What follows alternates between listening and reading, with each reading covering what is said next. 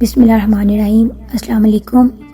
آج کی ویڈیو میں ہم آپ کے ساتھ فلسطین کی تاریخ کا ذکر کریں گے۔ فلسطین کی تاریخ ایک بہت ہی قدیم اور پیچیدہ تاریخ ہے جو ہزاروں سال پرانی ہے۔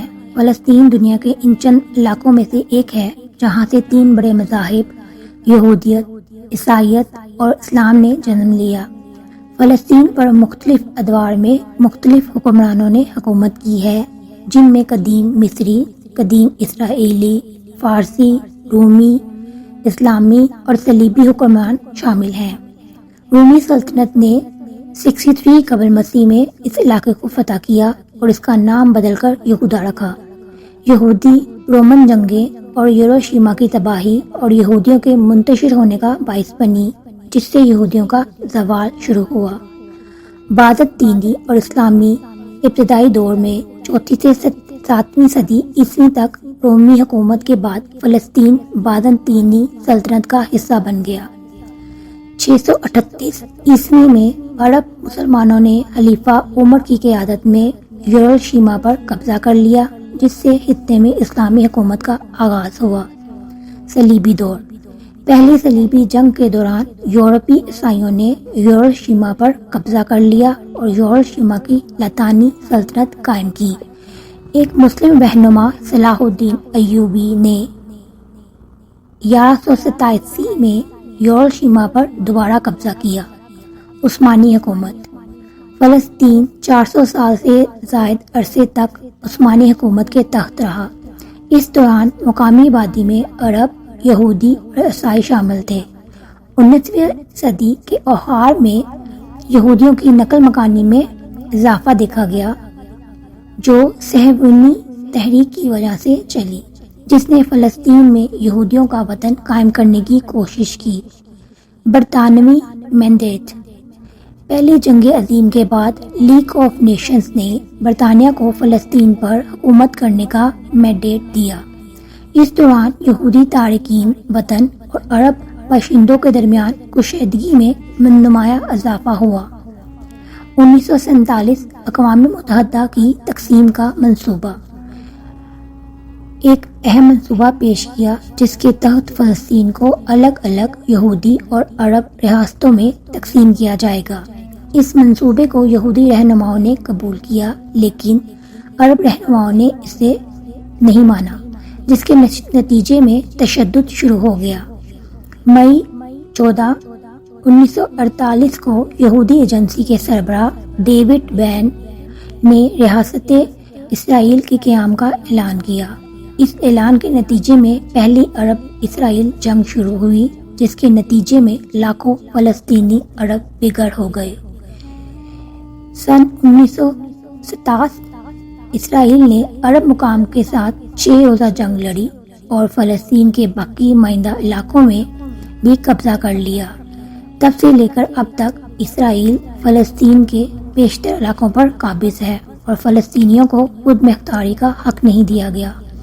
اسرائیل نے اس مختصر مگر اہم تنازع کے دوران مغربی علاقے، غزہ کی پٹی اور مشرقی یروشلم اور گولان کی پہاڑیوں پر قبضہ کر لیا۔ فلسطینیوں نے اپنے وطن واپس جانے اور اپنی مختار ریاست قائم کرنے کے لیے کئی جدوجہد کی ہیں، لیکن انہیں اسرائیل کی فوجی طاقت اور امریکہ کی حمایت کے سامنے ناکامی کا سامنا کرنا پڑا ہے۔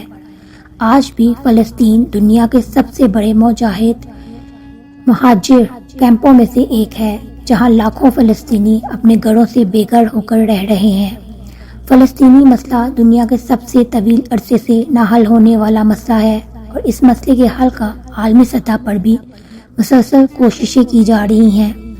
فلسطین کی تاریخ ایک المناک تاریخ ہے جس میں فلسطینیوں نے بہت ظلم اور ستم برداشت کیا ہے، لیکن فلسطینیوں نے اپنی آزادی اور اپنے حق کے خود ارادیت کے لیے جدوجہد جاری رکھی ہوئی ہے اور یہ جدوجہد ایک دن ضرور کامیاب ہوگی۔ مثال میں سے ایک یہ مسئلہ بھی ہے کہ 1948 میں اسرائیل کے قیام کے بعد سے جو شروع ہوا، جو لاکھوں فلسطینی اپنے گھروں سے بے گھر ہو کر مہاجر بن گئے۔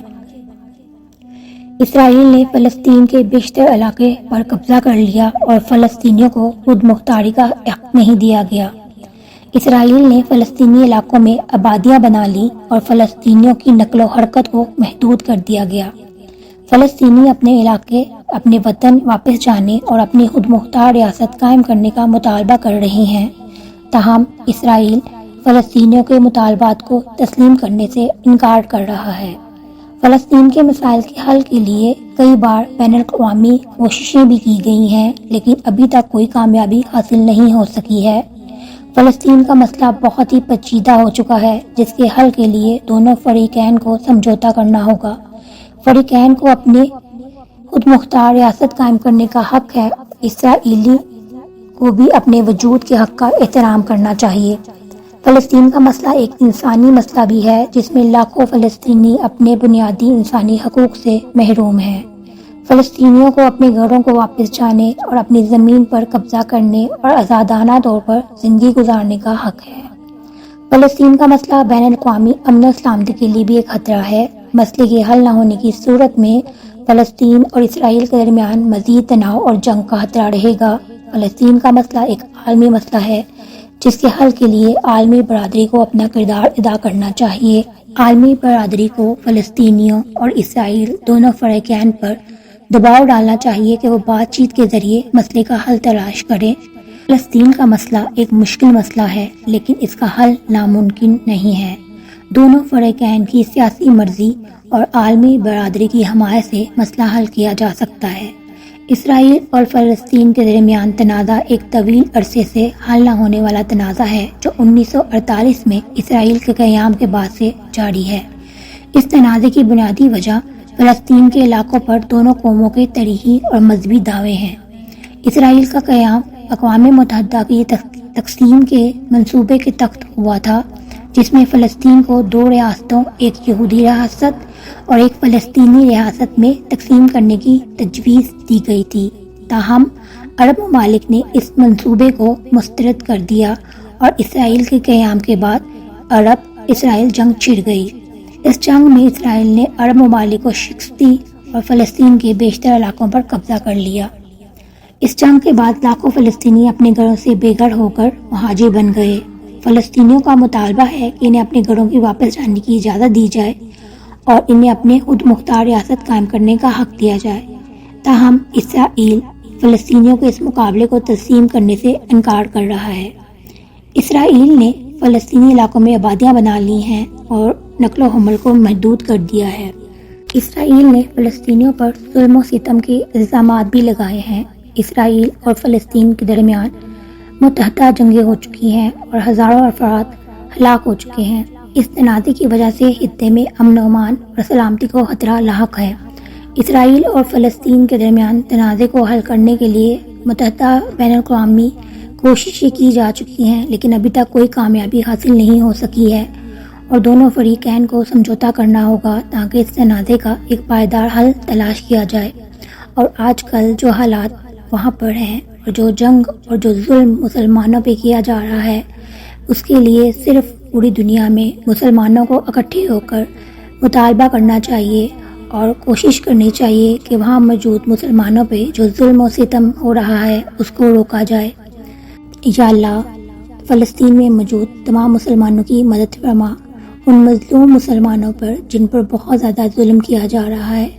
صرف اور صرف تیری ذات ہے جو ان کو اس ظلم سے نجات دلا سکتی ہے، اور باقی امت مسلمہ کو اس قابل فرما کہ وہ ان کی مدد کر سکے۔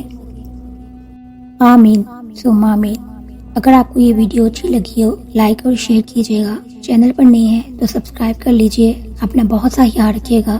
اللہ تعالیٰ آپ کو سب کو اپنے حفظ و امان میں رکھے۔ اللہ حافظ۔